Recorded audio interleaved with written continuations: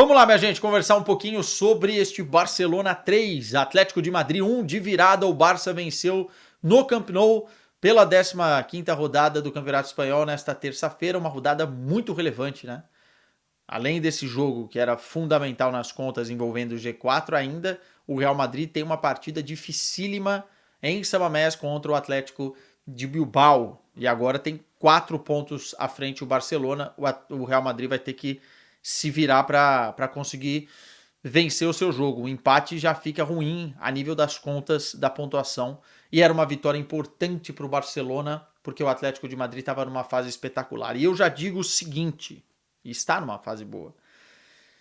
Para mim, cara, de todos os jogos que eu vi do Barça nessa temporada, essa foi uma das melhores exibições. Talvez a melhor eu ainda tenho uma tendência de jogar para Newcastle, por ser fora de casa, Liga dos Campeões, pela forma com que o time conseguiu controlar com a bola o Newcastle, escondeu a bola e, enfim, não deixou que o Newcastle conseguisse jogar o seu futebol de transição ou não de transição, de força, enfim. Mas esse jogo contra o Atlético de Madrid me deu algumas indicações importantes daquilo que o Hans Flick tem tentado melhorar e daquilo que o time tem conseguido assimilar, né? É óbvio que o Barcelona precisava melhorar, é óbvio que o Barcelona ainda precisa melhorar na temporada, muitos aspectos, mas esse jogo é não uma luz no fim do túnel, mas um indicativo que as coisas podem começar a melhorar, especialmente por conta do retorno de jogadores do departamento médico, jogadores esses tão importantes, né? Gostei de várias nuances e vou explicar aqui para vocês, mas antes, deixa o like, comentário e se inscreve. Primeiro de tudo, falar e destacar o cérebro e o coração. Tá poético, Quesada, né? Passou uma semana com o Fred Caldeira lá em Londres e voltou poético. Mas é verdade, cara. O homem que dita o tempo, o homem que esconde a bola, o homem que consegue organizar a meiuca do Barcelona, organizar a saída de bola, verticalizar os passes, roubar bolas, enfim. O Pedri é o cérebro desse time, cara. E o Pedri voltou de lesão, condicionado fisicamente, e faz uma partidaça. Para mim, ele foi o melhor em campo. Foi o melhor em campo. As estatísticas são brutais, O Pedri teve 94% de acerto de passe, 86% de acerto nas bolas longas, 95% de acerto de passe no campo do adversário. Todo jogo do Barcelona passava por ele. E muitas vezes o Barcelona queria fazer uma coisa que tem feito errado, que é acelerar no momento em que não deve. A equipe recupera a bola, ou a bola vai parar no Lamine Yamal, ou a bola ia antes parar no Rashford, quando o Rafinha não estava recuperado, enfim. E os caras iam para um contra um e já perdiam, e aí não dava tempo para a defesa respirar, e não dava tempo também para ter pulmão suficiente para verticalizar a jogada, para atacar com cabeça, enfim, pensar o jogo. E o Pedri tentava a todo momento controlar esse ritmo, né? E o time busca, quando as coisas começam a fluir, o time busca o Pedri para que ele pense o jogo do Barcelona. Então ele é o cérebro da equipe. Hoje ele fez um partidaço, deu uma assistência, participou do segundo gol e saiu ovacionado pela torcida no Camp Nou. Não é a primeira vez e não será a última, né? Para quem conhece um pouquinho de futebol, sabe que por mais que o mágico seja o Lamine, por mais que o João Garcia tenha uma importância hoje muito grande no Barcelona, porque mais uma vez foi bem em alguns momentos ali fazendo defesas importantes, tendo intervenções importantes, por mais que você tenha o Lewandowski, e não é o caso de hoje, já vamos falar dele fazendo muitos gols como fez na temporada passada, o Rafinha, enfim, o Pedri é a aura do futebol. Daquilo que o barcelonista mais gosta, talvez, né? Óbvio que a magia encanta todo mundo, mas essas características é impressionante. O Pedri hoje foi, para mim, o melhor jogador em campo. E aí eu falei do cérebro e quero falar do coração. Rafinha. O Messi teve o seu nome cantado no minuto número 10, isso já é de praxe, né? Maior jogador da história do clube. Mas o Pedri teve o seu nome cantado quando foi substituído depois do minuto 70, por questões físicas, obviamente, o Hans Flick teve que tirar ele. E o Rafinha, mais uma vez, teve o seu nome cantado, ecoando nas paredes do estádio, porque mais uma vez fez uma partida de leão em campo. O Rafinha é um leão em campo, cara. Abraçadeira de capitão, esquece Frank de Jong, esquece Ronald Araújo, esquece qualquer outro jogador. A abraçadeira de capitão do Barcelona tem que ser do Rafinha, cara.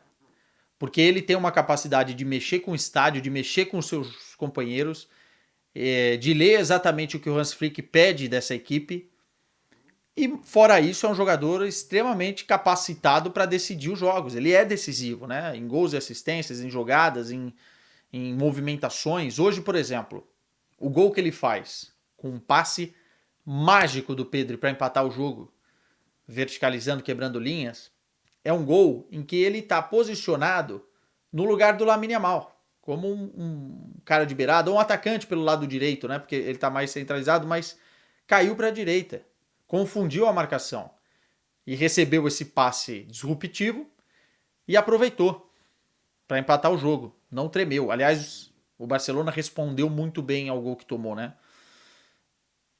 E o Rafinha é o coração dessa equipe, assim. A forma de pressionar, a forma de jogar encanta qualquer torcedor, né? É um torcedor dentro de campo e é um líder dessa equipe. Então, os dois foram substituídos no mesmo momento, o Pedro e o Rafinha, e os dois foram ovacionados. Contextualizando aqui numa ordem mais cronológica, né? Eu gostei muito do primeiro tempo do Barcelona. Eu acho que o gol que o Barcelona toma é o disco arranhado, é o mais do mesmo, né? É um museu de grandes novidades, porque o Barcelona vai fazer a linha alta e a maioria das vezes vai dar certo, outras não. E quando não der certo, o Barcelona vai tomar um gol. A torcida do Barça já espera isso, né? Que o Barcelona vai tomar um gol durante o jogo. Isso tem acontecido com muita frequência. 90% dos jogos do Barcelona toma um gol. E mais uma vez, né? Esse foi por um detalhe ali. O Baena conseguiu sair na cara do João Garcia e fazer 1-0. Mas foi um acaso. O gol do Atlético de Madrid no primeiro tempo foi um acaso, tá? Porque o Barcelona foi muito superior ao Atlético de Madrid no primeiro tempo. O Barcelona teve mais bola. O Barcelona teve 12 ou 13 finalizações contra uma do Atlético de Madrid. O Barcelona buscou mais o jogo, o Barcelona controlou as ações e o Atlético de Madrid entrou para fazer aquilo, né? Se defender numa linha de 5 e buscar a transição à velocidade dos seus jogadores, com o Simeone, enfim, com o Julián Álvares, com esses jogadores. Então, foi um jogo muito bom no primeiro tempo do Barcelona, tanto que empata o jogo merecidamente, né? E poderia ter virado no primeiro tempo. O empate sai desse gol que eu descrevi, depois de algumas oportunidades que o Barcelona foi criando, foi gerando. Eu gostei muito de uma nuance tática com o Gerard Martin jogando de zagueiro pelo lado esquerdo. Esse moleque tá ganhando a posição, tá? Eu critiquei bastante ele na temporada passada como lateral, porque ele tem alguns probleminhas de enfrentamento ali, alguns probleminhas especialmente de subir para auxiliar o ponta, e é fundamental, né? Porque o Baldé faz isso muito bem e o time respira dessas subidas no corredor esquerdo. Ele tem dificuldade, mas como zagueiro pelo lado esquerdo ele tá indo muito bem. Hoje ele fez uma falta, tomou o cartão amarelo, falta que tem que fazer, cara. Né? Varreu o Simeone porque tinha que fazer, lateralizada. Ali ou era falta ou poderia ser o gol do Atlético de Madrid. E fora isso, assim, tempo de bola, ganhou vários duelos contra o Sorloth no corpo no segundo tempo, ganhando, enfim. O Gerard Martins tá funcionando muito bem e tá dando respostas no momento em que o Hans Flick precisa de respostas.